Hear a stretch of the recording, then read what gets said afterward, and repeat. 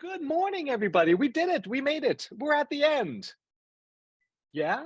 Woo! There it is. There it is. Thanks, Mark. March Gladness. March Gladness.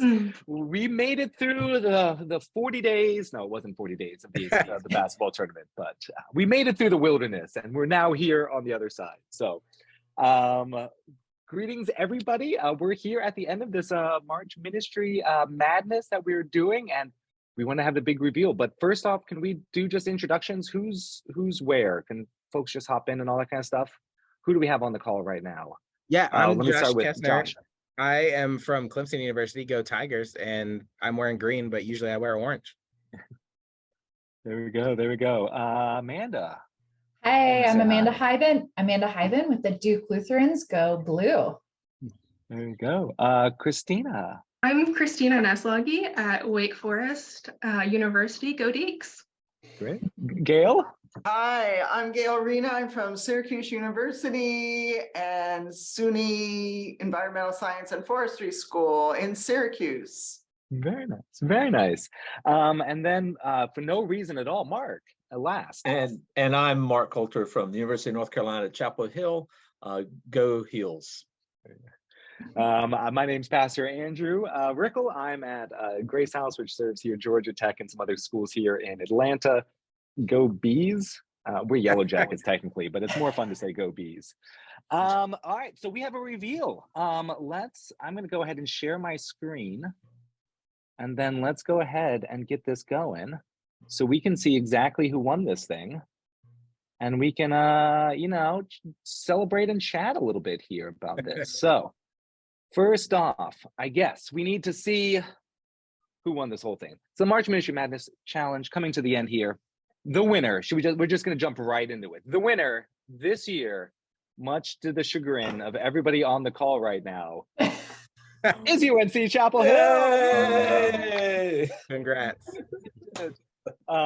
Mark, tell us, how did you do it?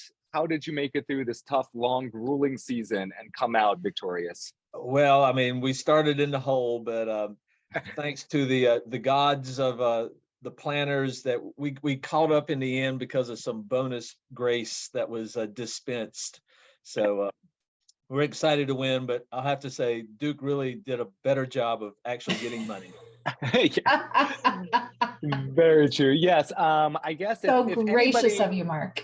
All right, let's look at the final totals here and all that kind of stuff. Yeah, I guess if anybody got robbed, I guess it would have to be Duke, we would say, is the one who got ultimately robbed because they won the money side of things.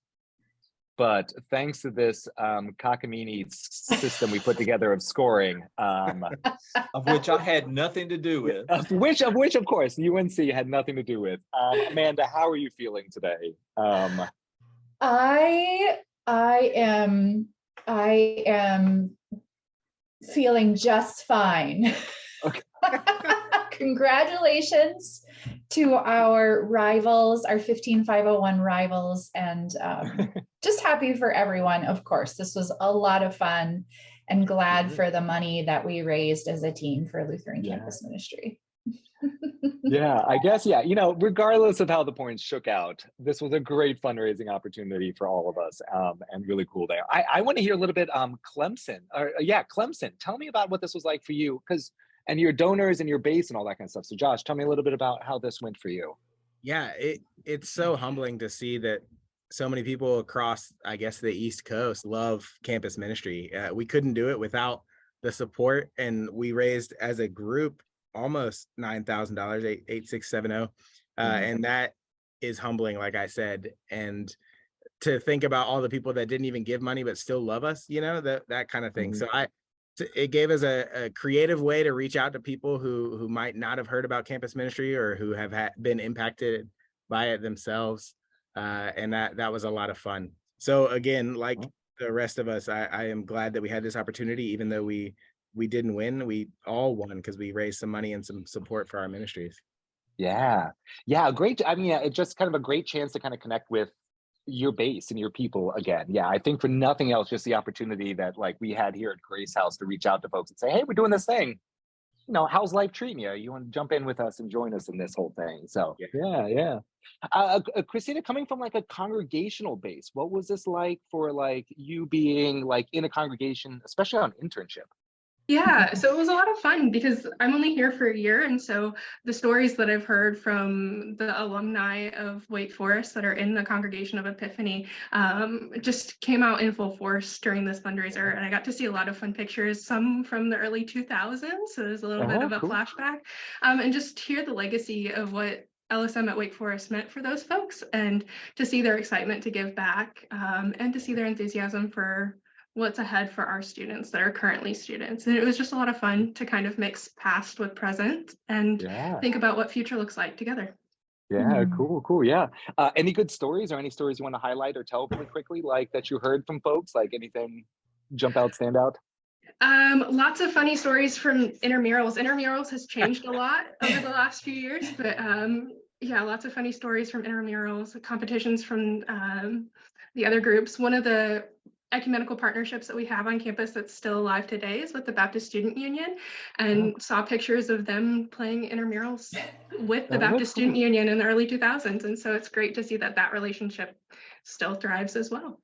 That's cool. That's awesome. Awesome. That's great. So very awesome. Yeah, I was gonna say, yeah, once again, like an awesome opportunity just to meet and touch base with alumni and folks like that. And yeah, catch stories. I mean, that's always one of my favorite parts about this whole thing is hearing stories and all that. So I think we'd be remiss if we didn't hear from the folks who came in second in this whole crazy thing. I mean, Syracuse. Tell us about Gail. How was this for you? What was this like up in Orange Land up there? Well, one of the fun things about this challenge is that we were able to share with our supporters throughout our congregations a little bit about some of our other teams. I mean, we had Jim Boeheim in basketball retiring. So that was a big event in basketball life for basketball fans. But at the same time, our women's team did great. Our women's lacrosse won a championship. So SU sports are wonderful, and we have very strong Orange fans. And so it was just the beginning for Lutheran Campus Ministry to touch base with this wonderful aspect of life at Syracuse. So it's been fun. And I'm grateful for our the generosity of our people. Yeah. Oh yeah, most definitely. Bring the gospel to campus, because we are a domestic mission who we're not just running chaplaincies in terms of a small group of students who want to pray together, although that's very important, giving those faithful students a base and a home. We're also really reaching out with service projects and exciting events and educational things for kids that maybe never knew Christianity or just knew it when they were young elementary kids and are coming back to it now. Yeah. Cool. That's awesome. That's fantastic. Well, yeah, that's so awesome. I'm so glad that this happened, that we were able to pull this off. I guess we need to address the elephant in the room really quickly. Mark, how UNC got there? So, in the perfect kind of storm of, the perfect storm here at the end, right? The last week points counted double, and then it was also, beat your weekly average, and so, and you got 1 point for every dollar that came in above your weekly average. So that's pretty much how you cleaned up here at the end, Mark. You slow play. I think we now know the model for this. You slow play your first couple weeks, and then you just hit it hard and heavy for the last one. But believe me, it was not intentional that there was a note of desperation in my appeal to the congregation. And you can go back and look at my newsletter little blurbs to see that. But I'm expecting to have more money come in, actually, because I know a couple of alums wrote personal emails to one said she wrote to 42 other alums Wow. Wow. and says, hey, we can't let Duke beat us.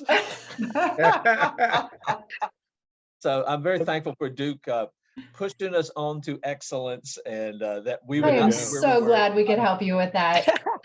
With setting the standard of excellence here in Durham. You are welcome, my friend. What's that about? What iron sharpens iron or something like that? Is that the way this works? I mean, I do have an advantage of a close relationship with the congregation, and and so I have people I can actually talk personally with, and so that makes a big difference. Guilt them. Yeah. Is it guilt? Is it shame? Is it something else entirely? Yeah. So, well, wonderful. Well, first of all, thank you to everybody who participated, for all the schools who helped out with this. This was kind of just one of those crazy ideas we threw together, and I think it worked. And so we'll be back next year. Hopefully we'll be able to bring in the rest of the ACC next year. You know, that might mean we need to get some campus pastors in a few campuses that don't have a Lutheran presence right now, like Miami and Notre Dame. But hopefully we can at least get Virginia and Virginia Tech in with us next year and build it out a little bit more. So, but thank you all. I hope this was awesome. Thanks for everybody who donated, supported, followed along on this crazy journey. And Mark, I guess your trophy's in the mail. Yeah, we'll send you something. Yeah, no, definitely won't. It's probably just gonna be a bowling trophy we have kicking around here that we'll send your way. So, well, thank you everyone. Blessings, and yeah, thanks for supporting this. Thanks, Bye, everybody. everyone. See ya. Peace.